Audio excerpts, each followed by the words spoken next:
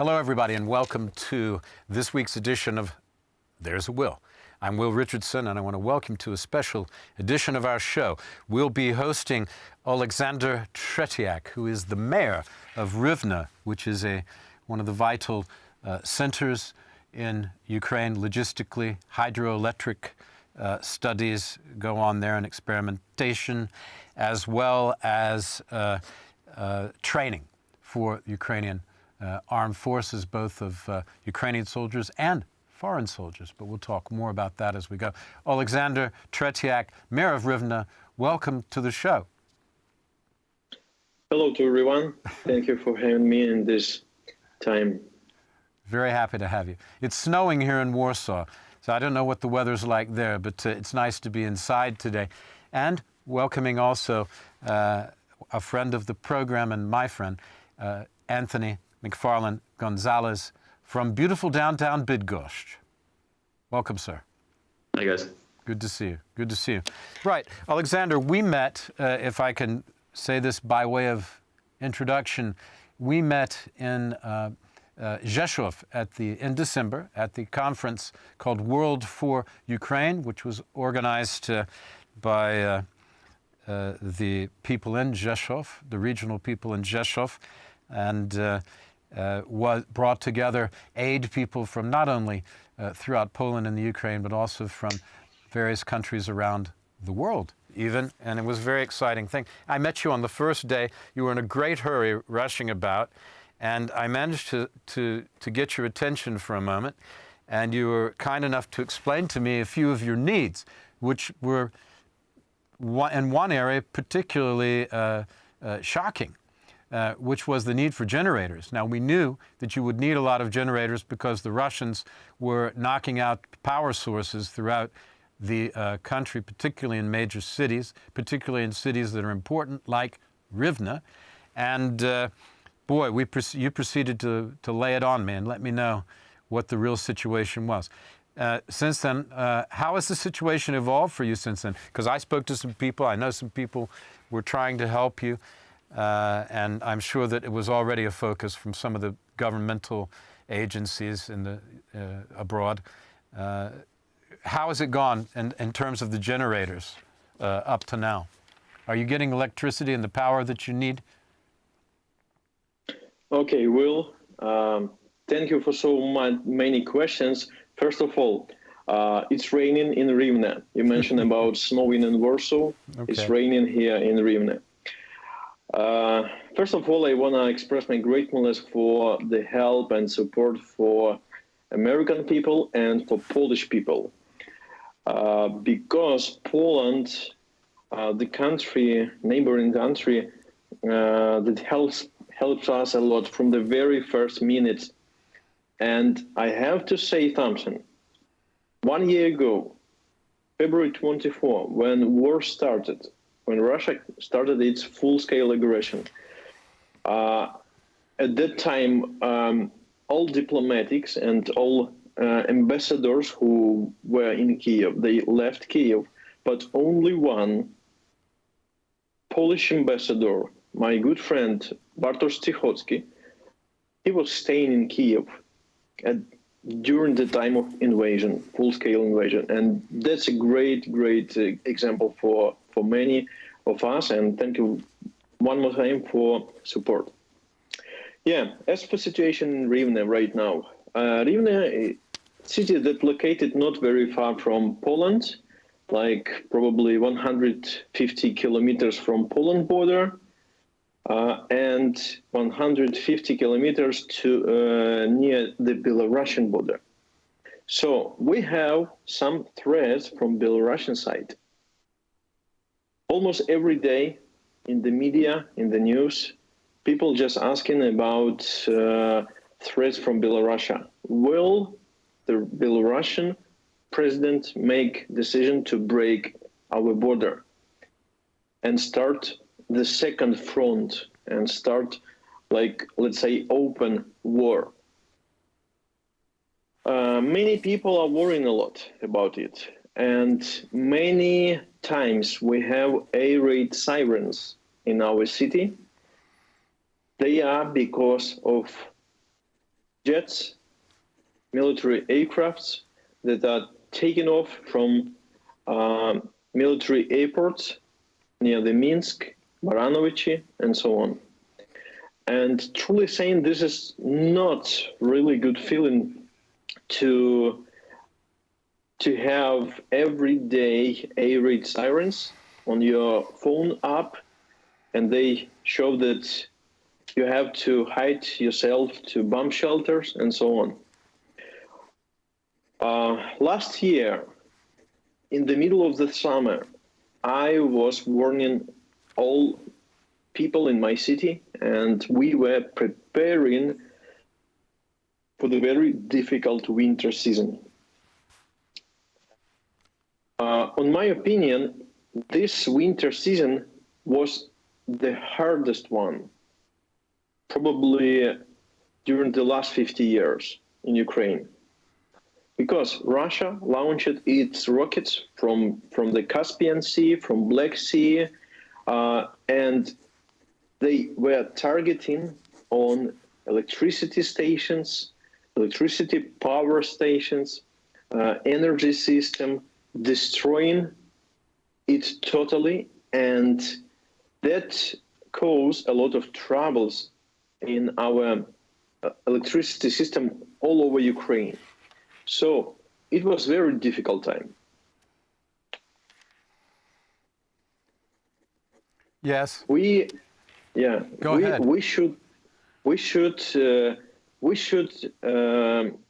be ready, and we were preparing. We were buying, receiving many generators in order to supply our hospitals, our objects of critical infrastructure, water pumping, heating system, boilers, in order to provide people with the basics needs, just basics needs: light, electricity, water, and warmth.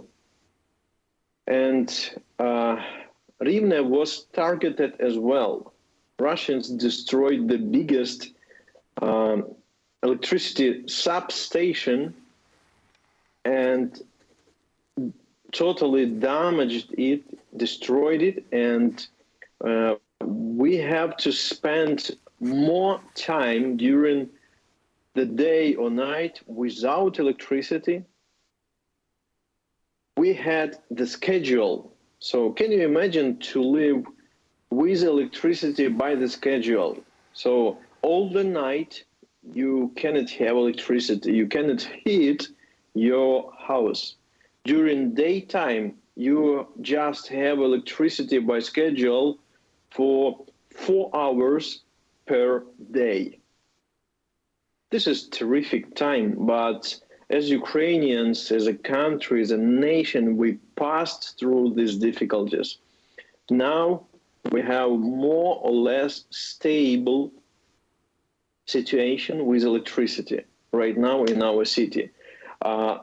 That's because of generators we received from from Americans, from Europeans. Some generators we bought by our local budget money. So in order to provide and supply our city with basic needs, we should have more than 500 big generators. Right. So the power situation, you managed to survive this crisis. That's what you're telling us now, but only because in December you needed these things. These generators, did it come quickly to you, relatively? Following relatively, that conference? Yeah. Very good. And did you get a lot of help? Where was the most of the help? From the Americans, the EU, further abroad? I would say that was like the same number. I'm so grateful for our American friends who sent containers with generators. I was asking for probably on September, October, asking my friends in America. So they send us by containers. So on December, January, we received many generators from America. We received many generators from Germany. So Germany really helped us a lot. Also, as a city, we received many generators from our sister cities from Poland, from Zabrze. So my special gratefulness for the city of Zabrze and for the mayor Małgorzata Mańka-Szulik and for the city of Lublin. Thank you so much as well. Our sister city Gdańsk helped us as well. So I just so grateful. We feel how important to have good partners and sister cities. The city of Essen, Mayor Thomas Kuffen from Germany. Also, we just recently started a good partnership relation with the city of Berlin, the capital city of Germany, and with administrative part of the city, Pankow. Man, that's fantastic news, and I guess you know who your friends are now, don't you? Yes, yeah. You really do, and I'm glad to hear that a city I'm very fond of, Lublin, came through in a big way, because they're not far away from you. The biggest city, Polish city, close to you, I suppose, the closest big city Yes. to you. Yes. You know, how can I change the subject just a little bit? How insecure do you feel? Does the situation in Belarus make you feel? Do you feel that there's a chance you might be attacked from there? Certainly there's a chance, but do you feel it's a deeper threat than might be realized outside?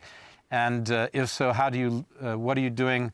How do you live with that day to day? I know you can't talk about tactical, strategic things, but how do you live with that day to day?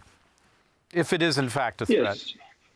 Yes, of course I cannot tell you everything, but what I can say, I have some information from our intelligence. Also, I have some information from our militaries who are protecting our borderline on close to Belarus. Our Rivne battalions and our Rivne soldiers, they are just staying on borderline and making everything possible to protect our border. So from time to time, at least once a month, I'm trying personally to visit borderline and see everything, how it looks like. So the situation on border under the control of Ukrainian army, and if Belarusians with Russian army want to break our part of our Rivne border, they will fail, of course. We have 219 kilometers of common border with Belarus. Quite long distance, but there are a lot of forest and very, very bad condition for army strategically to go through this deep forest and trying to cross the border. That's almost impossible. So we know the ways they can go, and these ways under the very well control of our Ukrainian army. Okay, so you feel prepared for that attack. Do you think, do you believe that the Belarusians might join in this fight with the Russians? Through all the year of full-scale invasion, Belarusians just spreading some, like, let's say, predictions or maybe news that very soon, something can happen. Through all the year, they were spreading false news and so on. Now we cannot say that they will go or they will break the border. But who knows? The situation can change in every minute. Of course, there's yeah. Sorry, go ahead. Finish your thought. Yeah. So I can say that we are ready for any situation, as a country, as a region, as a city. But I have to say that Belarus as a country already involved in this war, because full-scale invasion 1 year ago on February 24 was started from the territory of Belarus as well. Kyiv direction, Chernihiv direction, Zhytomyr direction. So many directions and many Russian soldiers were starting the invasion from the Belarusian side. And I believe that Belarus will pay a very high price for this invasion as well. So let's say Belarusian President Lukashenko just give for the rent his country to Putin. Right. Yeah, that's the way it looks, doesn't it? Yeah, yeah, certainly looks that way. Yes. There's been some talk that if Lukashenko was to bring the Belarusians in, and we talk about Belarus because you're right next to the border. You're very close anyway, and that's one of the reasons your city is so strategic, obviously. So if Lukashenko, there are voices, many voices say if Lukashenko were to allow his forces to join with the Russians, or take a more active role rather than this passive, okay, here's my country, it's your launching pad, right, for your invasion. Yeah. If he were to do that there might be a revolution within his country, or certainly a rebellion, or various rebellions in various parts of the country.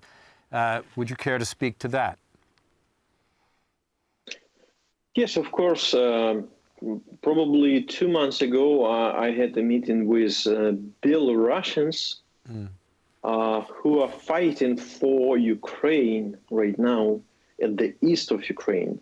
So this is a battalion of named after the Kostus Kalinovsky, the famous Belarusian person, and Belarusians. I have to say that there are a lot of people in Belarus who quite understand what's going on, but they afraid to speak the truth. So, but many of them right now on Ukrainian territory fighting for Ukrainian independence, and they believe after Ukraine win this war, they will be coming back to Belarus and making the difference in their native country. They'll be next, Yeah. Belarus. So if Ukraine wins, that frees Belarus. And Yes, yes. I've heard, yeah, it's certainly possible unless the Russians do a Nazi-style occupation right now it's Vichy, like Vichy, France. But if they do this full occupation, as the Nazis did in Poland, for example. I just use that as an example because, gosh, isn't it comparable in so many ways, this kind of military invasion, very similar to 1939. And people need to remember also that the Russians invaded Poland from the east. In fact, Rivne was a Polish city, Rivne, at that time. It was in the confines of, or the boundaries of Poland, although, of course, these shifting boundaries over, certainly 1,000 years. And more with the Vikings coming down, and we all know the history. Anybody who's read a Wikipedia article can figure that out.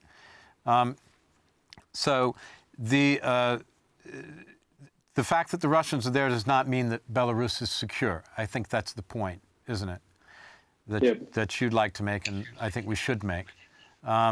Okay, the next thing I'd like to ask you, I think we're running down to time for the first segment, and I hope you'll stay with us for a bit longer in the second segment if you have time. Do you have time to stay with us next? Yes. Good. Yes, okay. You I stay will with stay. us and we'll bring in Tony, who's made a few trips to your area as well. Okay, just to close out, tell us what the situation was like a year ago and how it's different today, a year later, because March, you were right in the middle of it on March 11th, a year ago. I had just been over and come back myself from in your area, actually, but not in Rivne, Dokładnie, I was going to say, exactly. Now, what's the situation like, just in 3 minutes, 3.5, 4 minutes? Okay. 1 year ago, I was preparing my city in every area to be ready to protect the city. So despite many people and even some of our top politicians were saying that there is no any reasons to war and everything will be okay, don't worry, don't panic. But my lifestyle and my mindset works in another way. So if I know that there are some threats, I have to be ready. So I started preparation of my city to the war 3 months before full-scale invasion. So that's why we were renewing and reconstructing bomb shelters. We were working with medical, tactical medicine.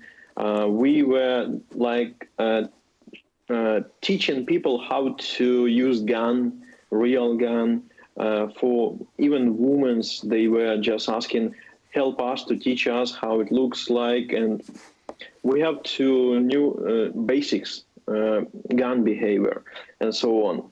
And 2 weeks before, I asked people, Rivne city, please make sure that you have everything ready for the war. And yeah, people were not rushing panic, but yeah, we were preparing. So February 24 was a day with a lot of mixed emotions. But the main thing I saw that thousands men and women as well were staying near the mobilization centers and saying we are ready to protect our country, thousands of them. And I was proud that at that time, and I still proud that my city delegated to Ukrainian armed forces the most number of soldiers. So that's why we are proud of them. Of course, we have a lot of fallen soldiers. More than 150 times we were bound down our knees and giving respect for the families and fallen soldiers. But anyway, we keep fighting. Excellent. Okay. We'll be back after this break. Watch these commercial messages because they're exciting and they, I hope, and they pay for our programming. And we'll be back with Oleksander Tretiak, who is the mayor of Rivne. Rivne.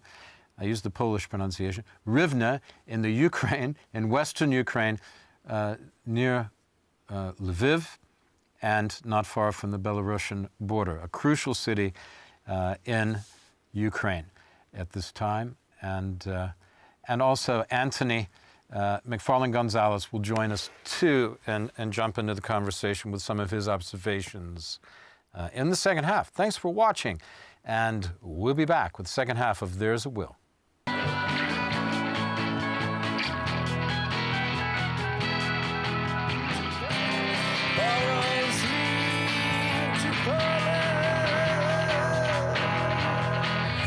That's right, all roads lead to Poland, just as the man says in the song. But today, all roads lead to Rivne. We're here with the Mayor Oleksander Tretiak of Rivne in Ukraine, and we're having a fascinating conversation offline that I made them stop with Tony, because they really got going because they're both very knowledgeable on this area, much more knowledgeable than I am. That's why they're here. So, gentlemen, let's continue. I had another idea, but I want to go with what you were talking about when we were during the commercial break, and that is the two things: the nuclear plant near Rivne, and also the road between Warsaw and Kyiv, which is absolutely crucial to logistics. So, why don't you lead off, Olek, and then you can jump in, Tony, and let's have a conversation about that. Yeah. Go ahead. Yes, the interest of Russians and Belarusians. There are two objects, crucial objects: nuclear power station, Rivne nuclear power station, that are very close to Belarusian border.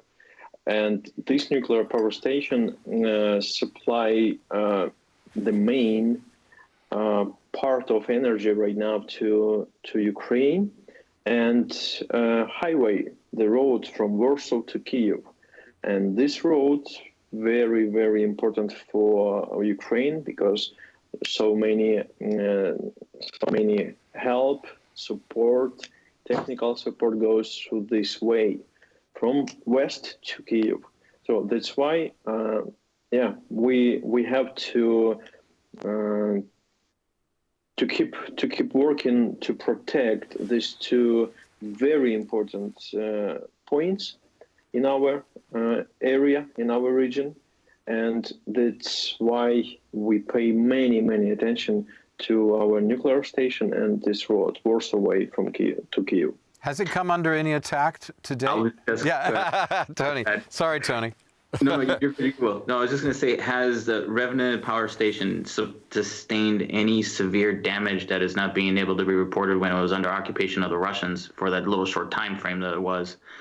Have we sussed that out from the last time we had it? Because I know Zaporizhia did sustain a little damage, but not much. And then Chernobyl, those, as we joked about in the break, the knuckleheads they are and stupidly tactical, they dug into the ground, which most of those soldiers that dug into the ground, since it's still extremely highly radioactive, are severely ill, if not some of them are dead already.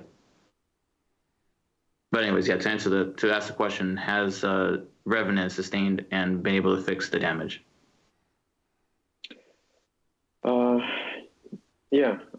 The construction of a nuclear power station made in such a way that can sustain any attack. This is the first point. And next point, because this is a very strategic object in our area, the very high tension of our militaries, security services, and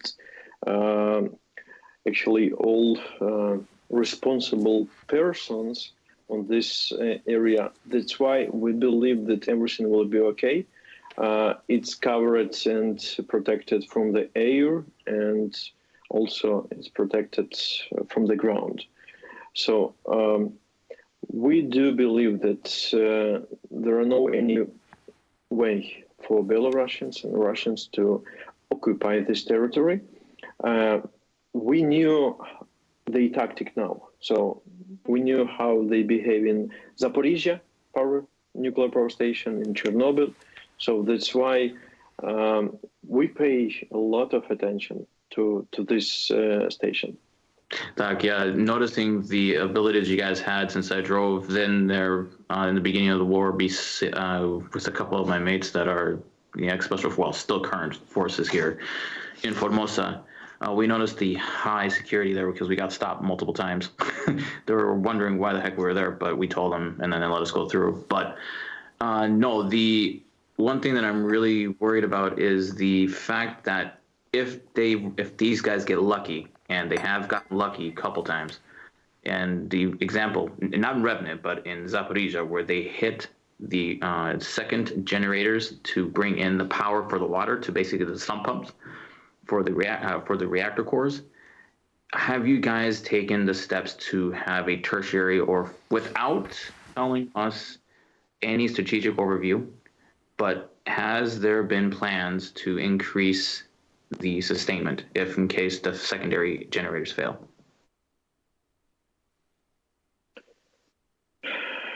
I'm not very. Trust me, Oleg, if you can't answer, don't, because this is live on the internet. I understand that. So if you can't, just say you can't. It'll be on television. Yeah. And then the internet. So you got him twice. Look, we don't want you to answer anything sensitive, but we hope that you've made plans, and we assume that you're getting a lot of advice from some of the top nuclear people in the world, including from the United States and the European Union. I'm sure that the United States intelligence is all over this. Yes. Yeah. So. Yeah, of course. I have to say something as well. So first of all, we do the best to protect this area where Rivne nuclear power station is, and also I have to say that the Rivne city is located between two nuclear power stations. Khmelnytsky. We also have neighboring another one nuclear station. So from my office, from my mayor's office to Khmelnytsky power nuclear station, long way, 50 kilometers, very close to Rivne. They're just like this. They're literally just like this next to each other. Like, holy cow! Imagine, like, 50 kilometers. And how far to the other one, the Rivne power station? 120 probably. So one's at Melnitsky and the other's at it's called Rivne, yeah? Yeah. Okay. Yeah. That's so it's even more. I wasn't aware of that. It's even more of a logistics center than one thought. So it's a prime target, military target. Yeah. So well, if there's anything that you can make an assumption is that a lot of the, without getting rid of OPSEC or putting OPSEC in danger, you can obviously see that there's going to be a lot of military power around that area, because the severity, if one of those two nuclear power plants is severely hit or damaged or crippled and the core cannot be saved, Chernobyl is going to look like child's play. Yeah. Well, this is something we want to talk about. We want everyone to know, particularly Russians, that there's a lot of power around there, so they don't do something stupid. Because just imagine one nuclear rod, just one core rod, can set off the chain reaction if it's overheated enough, and that is enough to melt the entire thing. So that's why the regeneration to get the pumps to cool down the cores is so important and so critical, because that allows the time for the core rods to go down into the cobalts that are sustaining them, to cool them down and shut them completely off from receiving the radioactivity to receiving what that's called, the energy production. That way it needs to stop. It seizes all activity. So that allows that time. If that water level gets below a certain, I forget what the hell they call it, the threshold. Certain level, anyway. Yeah. Certain level, regardless. Yeah. If it gets to that level and the rods are not even there at that point, you're at the beginning of that, and that's what was. It's part of the problems of the Russian nuclear plants that are built, and that's why it is pivotal to keep them as stable as possible. That's why Ukraine has done a lot of upgrades in the past 30 years since the fall of the Iron Curtain, and that's a good thing on them, because they know the severity level, because the way that Russians handled their crap in 85 or 86, Chernobyl. Well, was it 86 or 85? 86. 86. April 86. Yeah. Gosh, there's a great film on Netflix, a series you can watch there, Tony.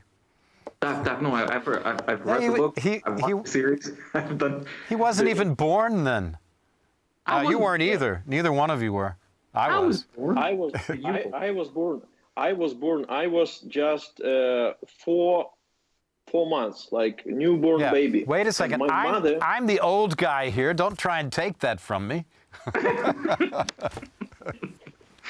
No, but So Rivne has, to answer that question, to say the statement, that place is extremely well guarded, and I cannot say kudos to Alex, to Oleg, to have that place Loctite, and it's one of the places that I know that there's key interest to push in a lot of tanks. And I'm just going to leave it at that. Yeah. Okay. Yeah. Right. And also, I have to say that we have to draw the attention of international community, worldwide attention, because Russia trying to terrorize not only Ukraine but Europe as well and all over the world. Because Zaporizhzhia nuclear station, this is the biggest nuclear station in Europe, and if something happened there, if something goes wrong, so this is gonna be disaster 5 times more than Chernobyl. Exactly. 5 times more. And you have 2 nuclear stations in your area, and I think we've got our headline. You know. Yes. That people need to start thinking about the positioning of Rivne, and what if there's an attack from Belarus toward you, because of, if only because of the road, the Kyiv road, as well, Warsaw-Kyiv road, as well as these 2 nuclear plants. This is important information. Tony, you want to say it? I was just going to say that it's a critical artery, and that's a good caveat into the next question I have for Olek. Yeah. Hey, mate, so how are you guys preparing for, in case the coup d'etat, that there has been intelligence being thrown around saying that the Russians are sometime in their spring offensive, or after the spring offensive, most likely, is going to take over Belarusia, because it's just their typical MO, the Russians do. Have you guys been preparing for that? Yes. So just shortly saying, we are preparing, and as I told you before, we knew that all the long distance of the borderline, 219 kilometers of borderline with Belarus. So we knew every part of this square centimeter even. So, and yeah, it depends on the season, springtime, and but I believe the more attention of Russia right now on the east of Ukraine, especially in Bakhmut area, Donetsk area. So that's why they're trying just to play on informational front line as well. So they are just spreading fake news about situation on our part of our border to draw attention, but to draw attention away from the situation on the front, which is not going. I mean, yes, correct. Yeah, correct. And what do you say to? I mean, that's a good point, and it makes sense. What do you say to people? I see a vast amount of information. I guess you do too, but my information is not particularly from Ukraine, from the sources you would have, Olek, but or that Tony might have. But it's from just what's in the news, for example, in the press and on YouTube, repeats of different shows. People who are saying and these are Americans who are saying the Ukrainians are losing at Bakhmut, that the Russians are going to overwhelm them with these new recruits, that it's really, Ukraine is not being as successful at stopping them or they can't continue to be successful in stopping the Russians on the front. What do you say to people who suggest that? Because they seem not to understand the history of Russian aggression in this area, that somehow you might appease the Russians by giving them that chunk and then saying, okay, guys, you can have it. We're going to, we just want to have peace now. Do you want to take Olek, or do you want me to take? Because I'm same thought as you, brother. Either one of you or both. Olek, you want to go first, then Tony? Okay. First of all, despite the real frontline action at the Zaporizhia, Mykolaiv, Donetsk, Luhansk front lines. We also have economical front lines, educational front lines, and informational front lines. We have real war in media as well.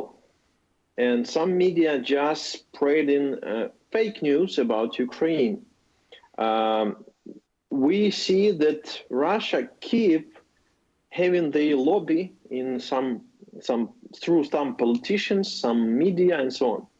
So what I can say about Bakhmut, just months ago, personally me visited Bakhmut. I've been to Bakhmut, Liman, Toretsk. I was very close to Soledar, and I see everything how it looks like.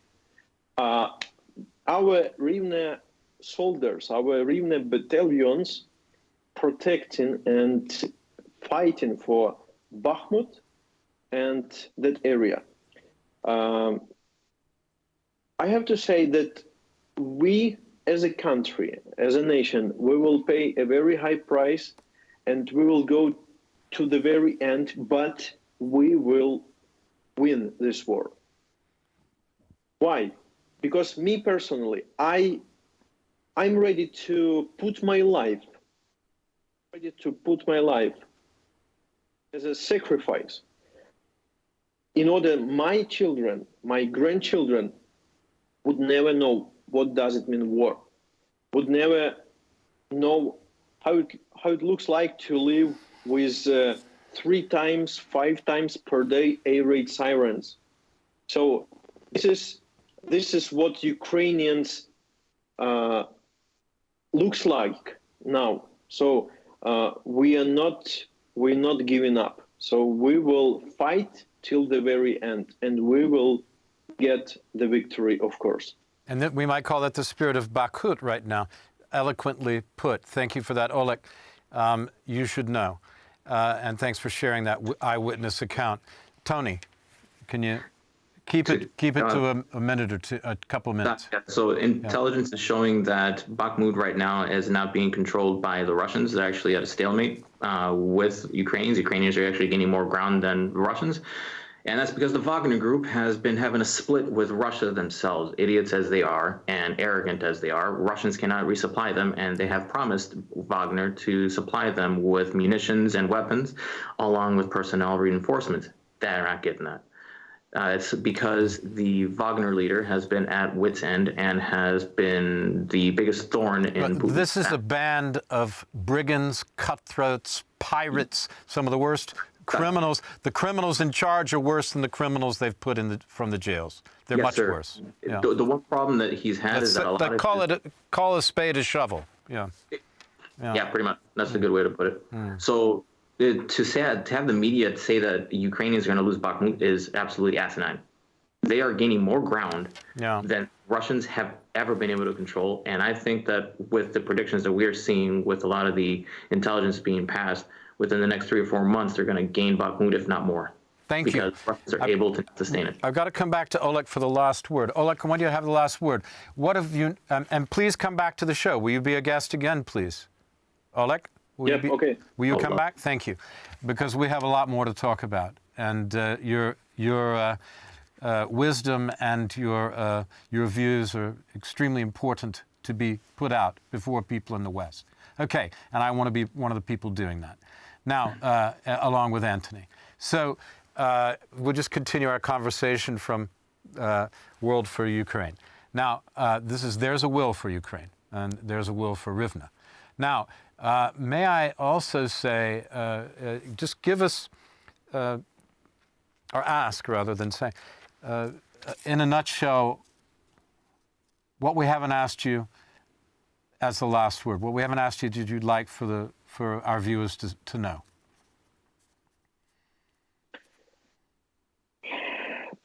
First of all, I want to say thank you so much one more time to American people.